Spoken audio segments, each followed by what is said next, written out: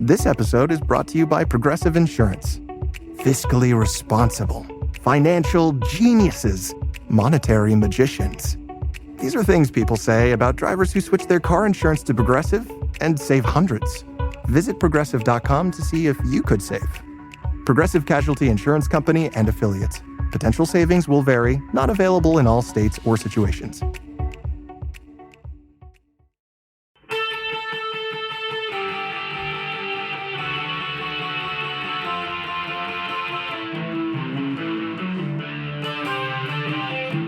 This is the Daily Blast from the New Republic, produced and presented by the DSR Network. I'm your host, Greg Sargent.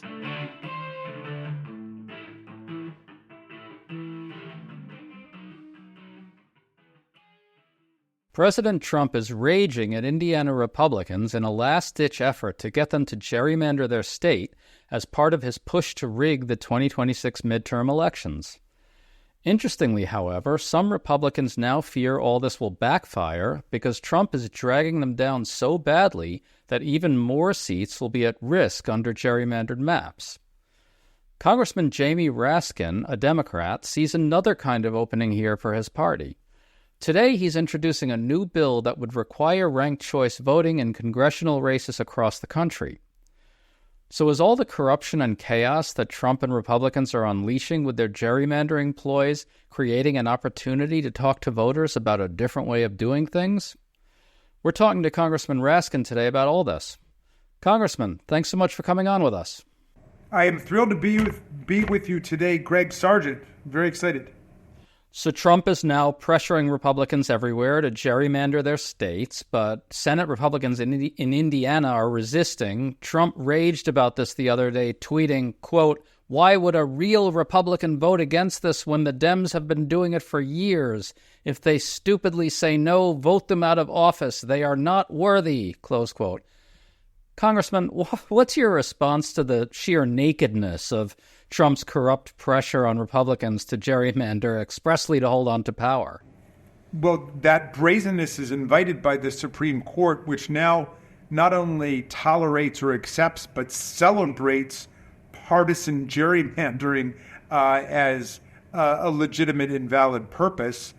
I love the Indiana Republican state senator who said he would never vote for this after Trump called some people the R word as a way to denigrate their intelligence, I suppose, or their personality. I think this man is the father of a Down syndrome kid and just said, I will never go along with this to teach him a lesson about the language he uses. And that's the spirit, man.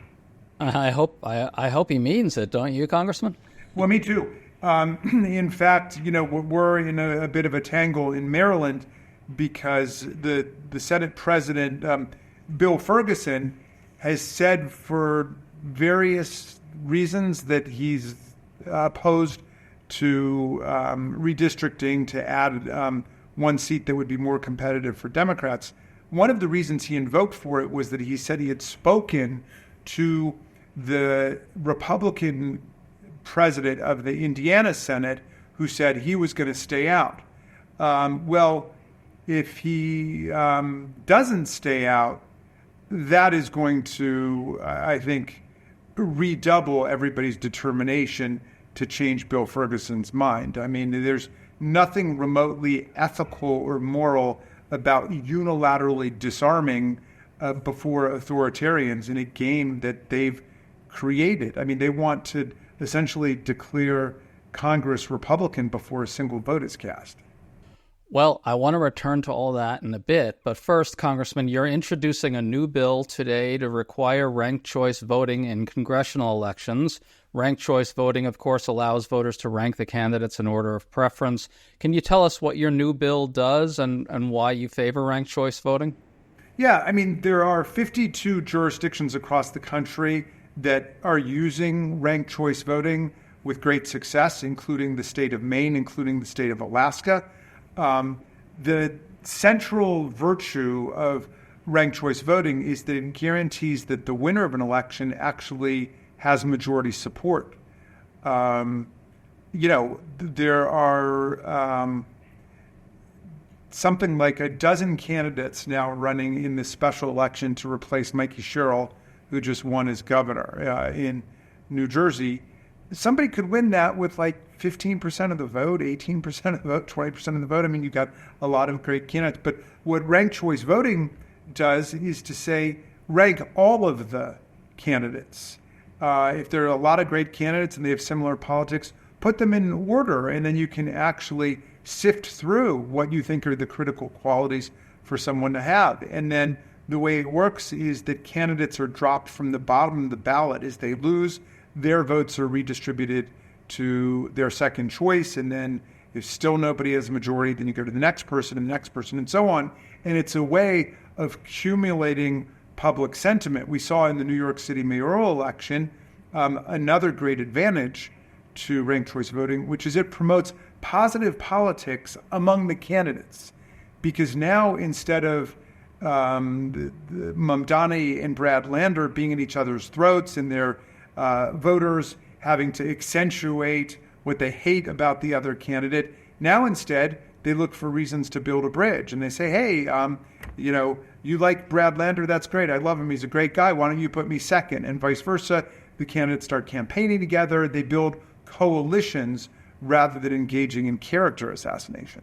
Well, your bill would require ranked choice voting in congressional and Senate elections, both general and primaries across the country. General and primary both. Yes. Can you talk about what the bill does, how that requirement works, what the legal basis for it is? Well, it starts in 2030, so it would be in the 2030 elections. It would require the use of ranked choice voting in all primary and general elections for the U.S. House of Representatives and for the U.S. Senate. And it also authorizes federal funding to help states implement the change because there are some technical things that need to be done. But it's proven to be very straightforward and very efficient in all of the jurisdictions that have adopted it. And, as I was saying, people love the fact that the candidates who win have commanded majority support across the electoral jurisdiction, and that it promotes this kind of positive coalitional campaigning rather than divisive negative campaigning. It also gets rid of, what people oftentimes describe as the spoiler problem. That is, you've got one person who is your dream candidate, say, who's focused on a particular issue that's really important to you, but they can't really win. Well, this says go ahead and put them first, but then rank second the candidate who you think is viable, who wins. And then that candidate can learn, you're really supporting candidate A because you believe so strongly in that issue. I'm going to take that into account if there's a significant segment of the electorate which is motivated by that issue. So it just allows for a far more fine-grained and subtle election. Well, let's talk about why ranked choice voting is both a good thing and an antidote to gerrymandering on a real structural level. It essentially makes it a lot harder to dilute the votes of voters of the opposition, correct? How does ranked choice voting work as kind of an impediment to gerrymandering? Well, I've got two colleagues who I've served with in the House who would not have been there except for ranked choice voting. One is Jared Golden, who comes from a very swing district, the northernmost district in Maine, Maine 2. And when the first ballot votes were counted, he was slightly behind the Republican. But when they redistributed the independents votes, he won overwhelmingly. In other words, he was the overwhelming second choice of people who wanted the independent candidates. So that created a kind of coalition between the Democrats and the independents. And the same thing happened in Alaska, essentially, with Mary Peltola, who became the first Democrat elected to the U.S. House from Alaska in decades, precisely because an electoral coalition formed between Democrats and more progressive and moderate independents. So we've seen how that kind of majoritarian politics is an antidote both to divisive reactionary politics and also an antidote to gerrymandering. The whole point of gerrymandering is to basically render the voters irrelevant so that your vote doesn't really make any difference because the politicians have chosen the voters before the voters get to speak. And you can't really gerrymander districts when you have ranked choice voting, right? Or at least it's way more challenging, yes?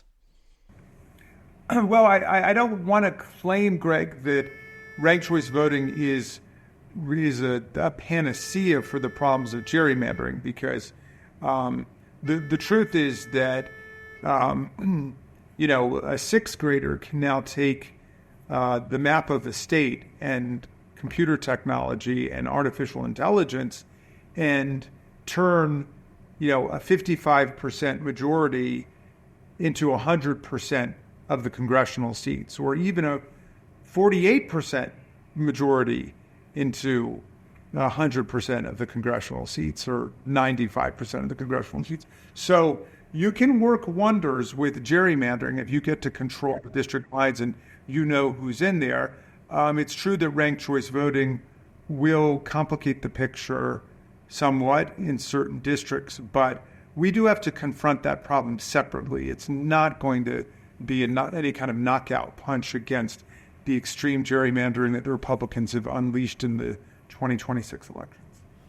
To stay up to date on all the news that you need to know, there's no better place than right here on the DSR Network.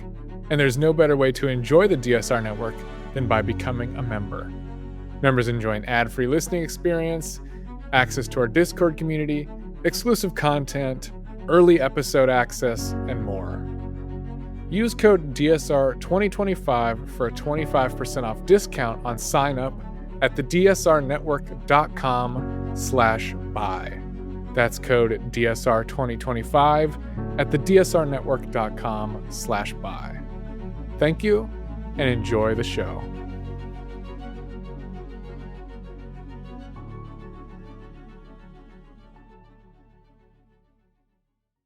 Well, it's now being reported that a number of Republicans fear that the pressure on them to gerrymander will backfire. The worry is that the Trump coalition is disintegrating, so Republicans whose seats are made a little less safe by these gerrymandering schemes, as spreading their voters around a bit more might make them more vulnerable to a blue wave in 2026, those Republicans now fear that outcome.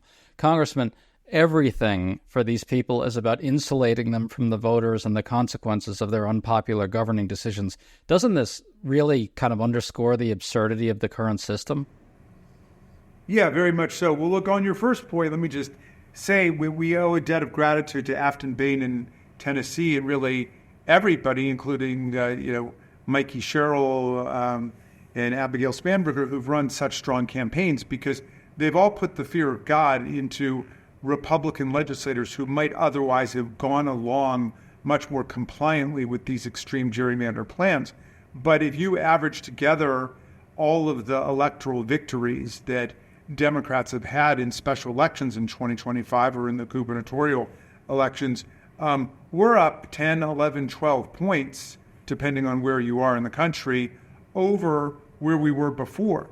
So now if you're a Republican who's got an 8-point advantage in your district, you're saying, do not touch my district for the purposes of trying to squeeze out more Republican legislators. I need every Republican vote I've got. So that is putting the brakes on a lot of this extreme gerrymandering. But look, the single-member districts ultimately are going to be the problem, because it's very tough to distinguish between what's redistricting and what's gerrymandering. The truth is that no matter how you draw the district, it's going to be favoring somebody.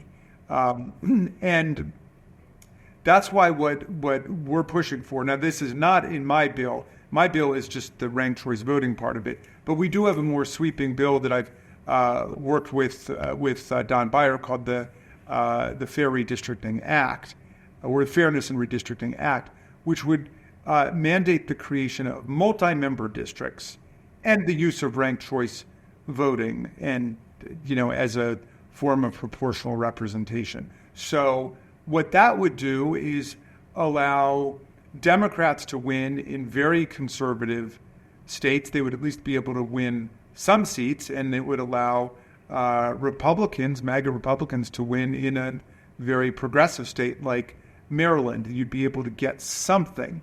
But right now we've got a system, because of the single member districts, which basically says, if you've got 55% of the vote, you can draw districts that will lead to 100% of the delegation, even if 45% of the people are in the other party. And that's why we get states like Utah, which is all Republican now. We'll see what happens in this election. Maybe we'll be able to break that up because of some court action, or Massachusetts, which is all Democratic. And one of the other shoes that's going to drop during this cycle is the Supreme Court's perhaps completed demolition of the Voting Rights Act. In Shelby County versus Holder in 2013, they got rid of Section 5 of the 14th Amendment, the preclearance requirement, which required covered jurisdictions that had discriminated in the past to submit their plans to the Department of Justice or a federal court in advance. By getting rid of that,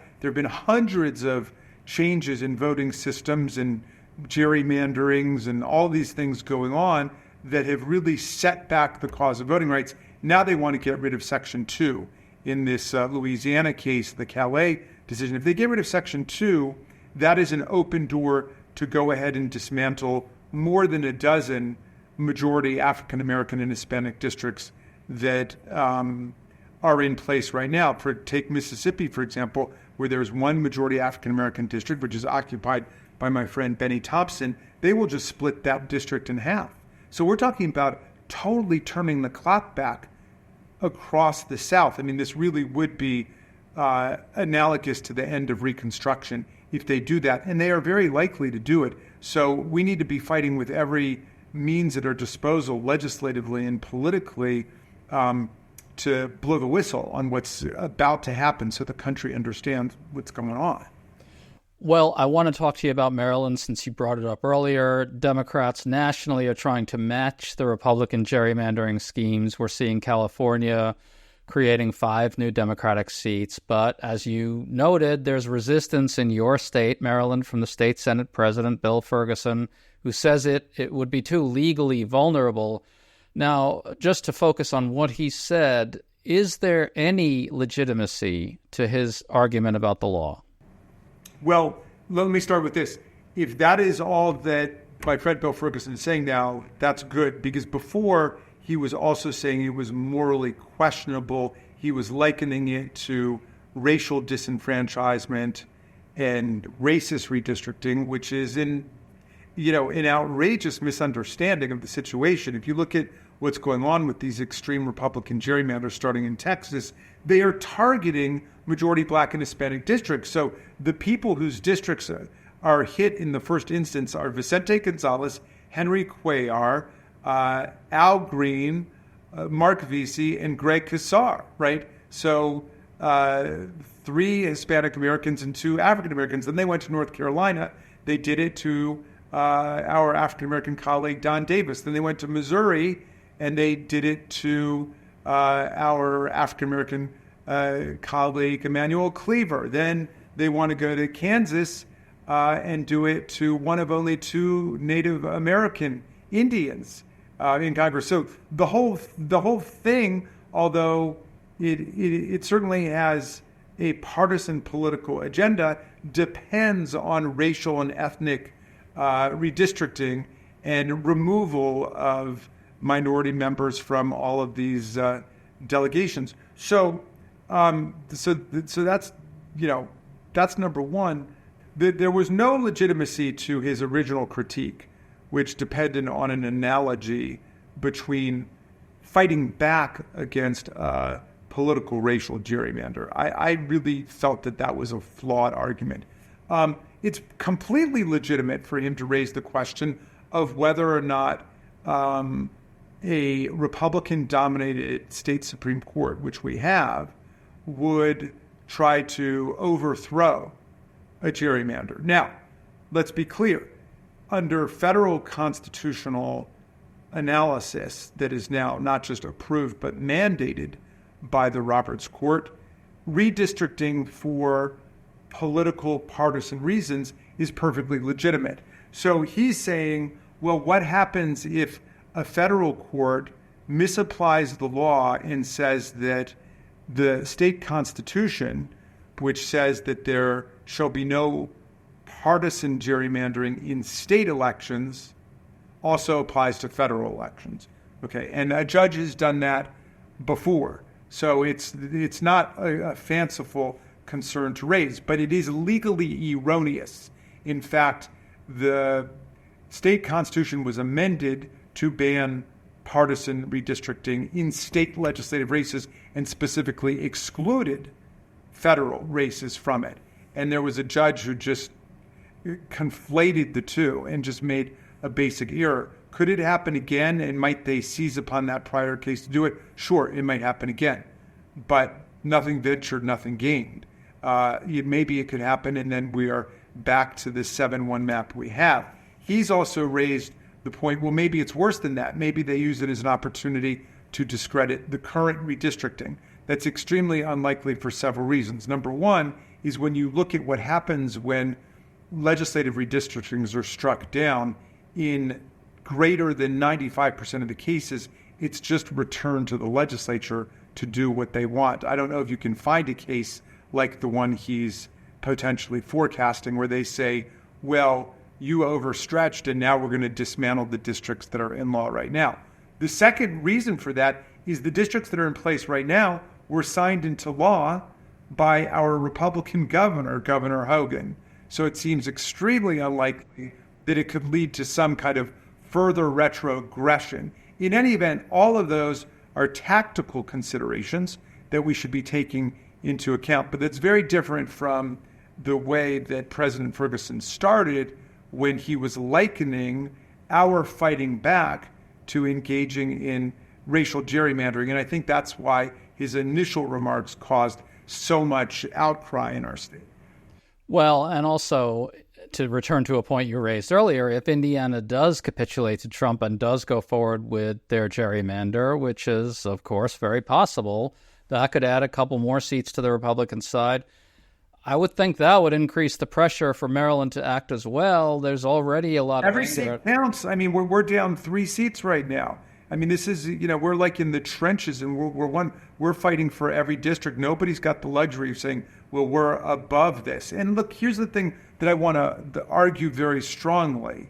The Democrats have been fighting to end partisan gerrymandering for more than a decade. If you go back and look at the For the People Act, its very first plank was to get rid of partisan gerrymandering and to create independent redistricting panels in every state in the union. And you know who voted for it? Every Democrat. You know who voted against it? Every Republican. They live on gerrymandering. They swear by gerrymandering. They thrive by gerrymandering. They control a lot more state legislatures than we do. You know why? Because they continue to gerrymander themselves into power. First, they gerrymander themselves into power at the state level, and then that translates into a gerrymandering advantage at the federal level. So what we've got in North Carolina is a situation where the Democrats win statewide for governor, win statewide for attorney general, but in the U.S. House delegation, there are 10 Republicans and 4 Democrats.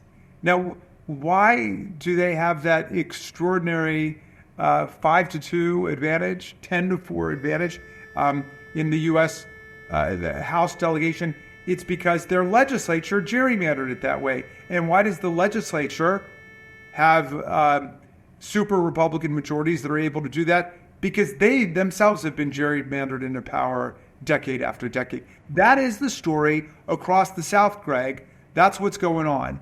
And so we've got states that are very close. Even Texas, when you go down there, all the Democrats will tell you this is not a red state. This is a purple state that's been gerrymandered into oblivion for the Republicans through a combination of prior gerrymanderings and the manipulation of voting through voter suppression devices. Right. It's layer upon layer upon layer of rigging. Now, just to talk about Ferguson for one more second, if Indiana goes forward, I would think the pressure on Ferguson is going to get extremely intense. Can you talk about what that's going to look like?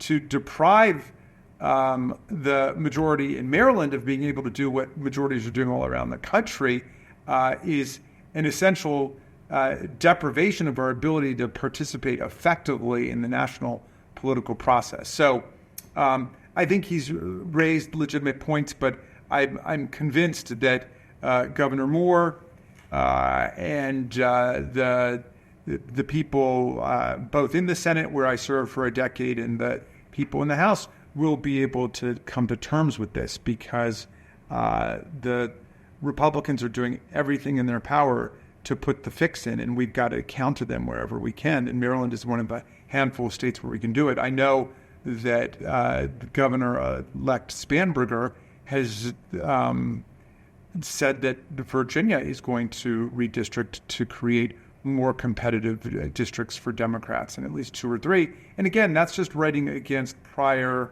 Republican gerrymanders. So I'd like us to get out of the system entirely, which is why I fought for the For the People Act. It's why I'm fighting for ranked choice voting. But in the meantime, we've got to use the rules that the Republicans have put into place and not wash our hands of it and say, we're too clean for that. We're just going to let them take over Congress. Right. Just to boil this down, if Indiana does capitulate to Trump and act, you fully expect that Maryland will do the same, right?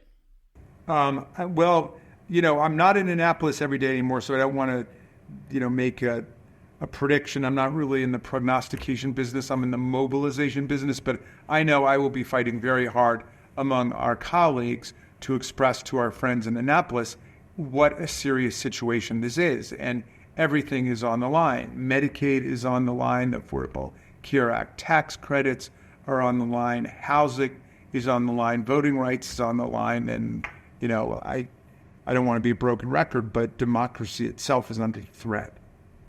Well, the bottom line is, will Republicans be allowed to play by their own rules, or will Democrats join them and play by the same rules that Republicans do, correct? In terms of the gerrymandering and redistricting, yeah, I think that's right. They just do not have clean hands in this conversation. We've been trying to reform this rotten system. They're the ones that have guaranteed we've not been able to change it. And so now we have to accept the terms that have been written. Does that mean that I would do whatever Republicans do? No. I mean, I would not start disenfranchising likely Republican voters the way that they disenfranchise likely Democratic voters. I just would never do that. People have a right to vote. They are constantly trying to throw people off the rolls. They're constantly trying to make it more difficult for people to vote. They are constantly trying to intimidate people at the polls. We would never do that. But when it comes to the design of the electoral districts, if they are going to try to tilt the playing field to benefit themselves, and they control a lot more state legislatures than we do, we have not just a political and a strategic, but I think an ethical and a moral imperative to fight back the best that we can. And I understand that decision-making under repressive and authoritarian regimes and governments is difficult, and it is difficult to make these decisions, but I am absolutely convinced we're doing the right thing to fight back however we can, even though we would never start disenfranchising voters and throwing people off the rolls, which is what they're doing right now when you go out to a lot of these states. Well, as you say, democracy itself is on the line. Congressman Raskin, thank you so much for coming on with us today. It is my pleasure, Greg. Thanks so much for having me.